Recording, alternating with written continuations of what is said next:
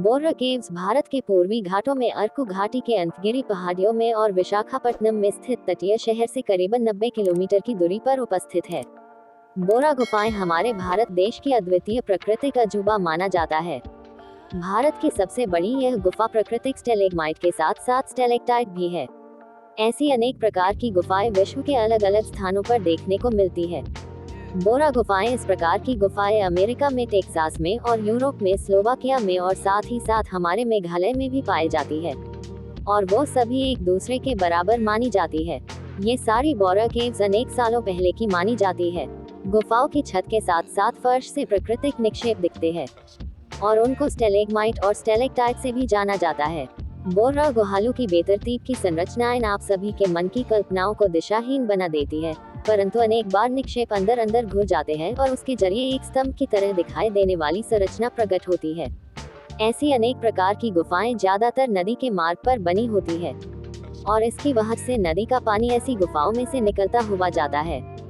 सब गुफाओं के करीब घूमते हुए आप सब बहती नदी को भी देख सकते हैं। बोर्रा केव गोस्थानी नदी का उद्गम स्थल माना जाता है और यह नदी इन गुफाओं से निकल हुए विशाखापट्टनम तक पहुंचती है। अनंतगिरी की पहाड़ियों में बनी हुए बोर्रा गुफाएं देश की सबसे बड़ी गुफाओं में से एक मानी जाती है। ये बोर्रा गुफाएं करीबन 10 लाख साल पुरानी गुफाएं समृद्धतल से करीबन 1400 फुट ऊंचाई पर स्थित है। बोर्रा केव्स आंध्र प्रदेश में विशाखापट्टनम से करीबन 90 किलोमीटर दूर स्थित है, शायद 2 किलोमीटर के क्षेत्र में फैला हुआ है। बोर्रा गुफाएं की खोज विलियम किंग जॉर्ज नाम के एक अंग्रेज ने करीबन 1807 की साल में की। अब बोर्रा गुफाएं अराकू घाटी का प्रमुख घूमने का स्थल है। इस क्षेत्र की स्थापना भाषा के अनुसार बोर्रा का अर्थ छेद होता है।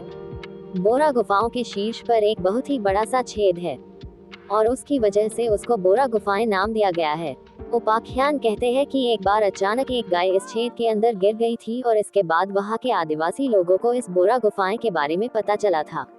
आदिवासी लोगों को साथ ही साथ इस नदी के उद्गम स्थान के बारे में भी मालूम पड़ गया था और उसी की वजह से इस नदी को गोस्थानी के नाम से जाना जाता है।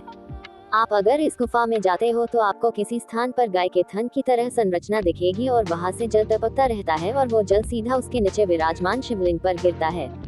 आधुनिक इतिहास के मुताबिक बोर्रा गुफाओं की खोज ब्रिटिश समय काल दौरान बताई जाती है और यह भी कहा जाता है कि राजा विलियम जॉर्ज ने करीबन 200 साल पहले भारतीय भूगर्भीय सर्वेक्षण के जरिए इन गुफाओं की खोज की थी।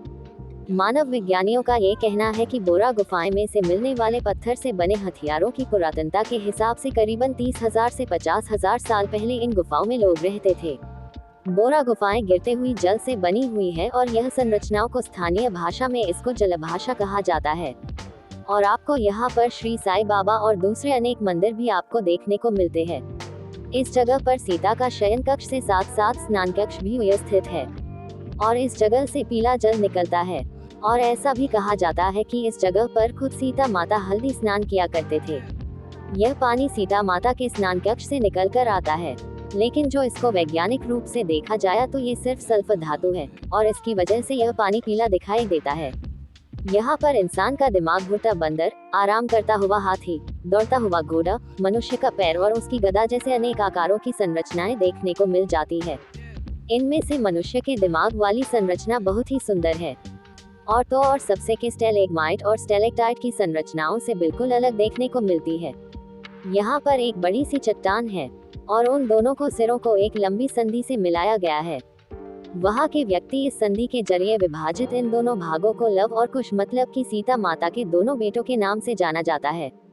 एक शिवलिंग है जो कि बोर्रा केव्स की गहराई में स्थित है और उसके बिल्कुल ऊपर गाय कामधेनु की प्रतिमा है और उसकी वजह से गोस्थानी नदी का उद्गम हुआ था।